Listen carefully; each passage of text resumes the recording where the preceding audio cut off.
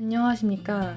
2021년 7월 2일 금요일 매일 한국경제신문 스크랩을 시작하겠습니다. 오늘의 주요 뉴스 요약입니다.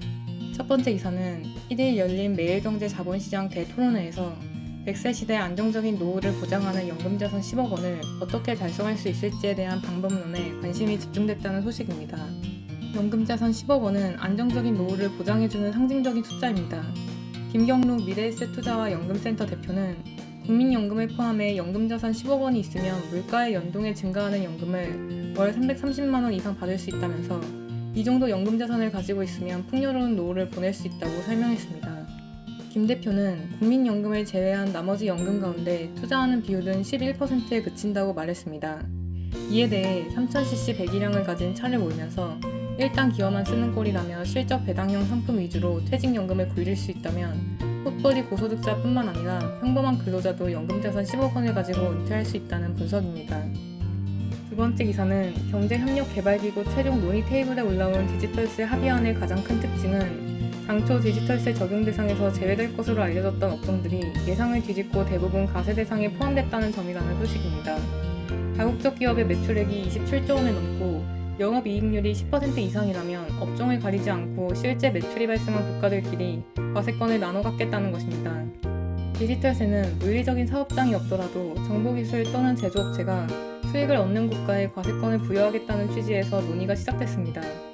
국가의 과세권이 걸린 문제이다 보니 그동안 각국은 자국의 주력 산업을 디지털세 적용 대상에서 제외하기 위해 치열한 줄다리기를 벌여왔습니다.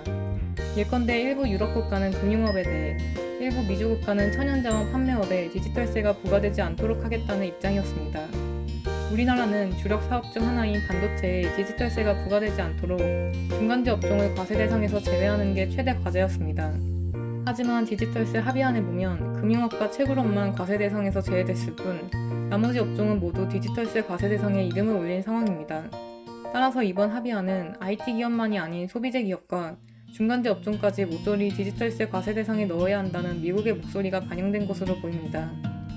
정부 간 과세권의 배분에 초점이 맞춰져 있는 디지털세 취지상 해외 매출 비중이 높은 삼성전자와 SK하이닉스가 여개 국가의 디지털세를 부담하는 만큼 우리나라 정부의 세수 감소는 불가피할 전망입니다. 수십 년간 이어진 각국의 법인세율 인하 경쟁을 막기 위해 도입을 논의 중인 글로벌 최저 법인세율은 당초 알려진 대로 15% 이상에서 설정되는 방안이 유력합니다. 적용 대상은 매출액 1조 원 이상인 다국적 기업입니다. 다만 단순히 저세율 국가의 페이퍼 컴퍼니만 설립한 수준을 넘어서 실질적인 사업 활동을 벌이고 있다면 그에 상당하는 만큼은 과세 표준에서 공제해준다는 방침도 합의안 초안에 담겼습니다. 글로벌 최저 법인세율 적용 예외 업종으로는 국제 해운업이 유력하게 검토되고 있습니다. 해운 기업들은 해운 소득에 대해 영업이익 대신 소유 또는 용성한 선박의 순 톤수와 운항 일수를 기준으로 산출한 선박 표준 이익을 과세 표준으로 해 법인세를 부과하고 있는데 이 같은 특수성을 반영하겠다는 취지입니다. 세 번째 기사는 SK이노베이션이 2차 전지 사업의 분할과 기업 공개를 처음으로 공식화했다는 소식입니다. 기존 석유화학 중심의 사업 구조를 배터리 등 친환경 중심으로 확 바꾸기 위한 게 목적입니다.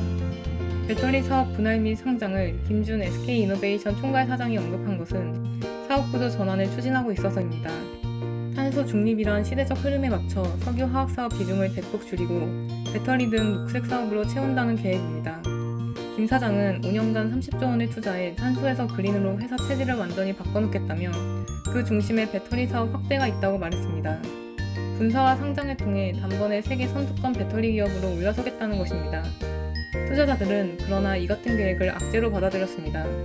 이날 SK이노베이션 주가는 8.8% 급락한 26만 9,500원의 거래를 마쳤습니다. 배터리가 떨어져 나가면 껍데기만 남을 것이란 우려가 작용했습니다. 김 사장은 폐배터리 재활용 등 신규 사업을 추진하고 새로운 분야에 대한 인수합병에 적극 나설 것이라고 강조했습니다. 네 번째 기사는 전기차 시장 전망을 보면 장밋빛 일색이지만 흔히 놓치는 변수가 있다는 소식입니다. 전기차 가격이 내연기관과 비슷해지면서 보급률이 늘어난다는 게 성장 스토리에 깔려있지만 배터리 원재료인 금속 원자재 가격 변동성으로 인해 전기차 가격이 크게 떨어지기 힘들 수 있다는 점입니다. 배터리 수명은 통상 10년 전으로 폐배터리에 대한 새로운 환경 규제가 등장할 수도 있습니다. 전문가들이 전기차 시장 성장 속도가 빨라질수록 폐배터리 재활용 기술을 갖춘 관련주에 주목해야 한다고 조언하는 이유입니다. 배터리 업체들이 재활용에 주목하는 건 환경 규제 때문만은 아닙니다. 배터리는 전기차 원가 중 가장 많은 부분을 차지합니다.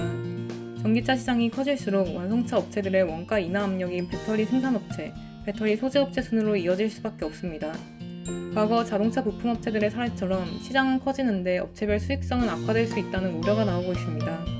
특히 배터리 중에서도 양극재 비중이 40% 전후로 가장 높습니다.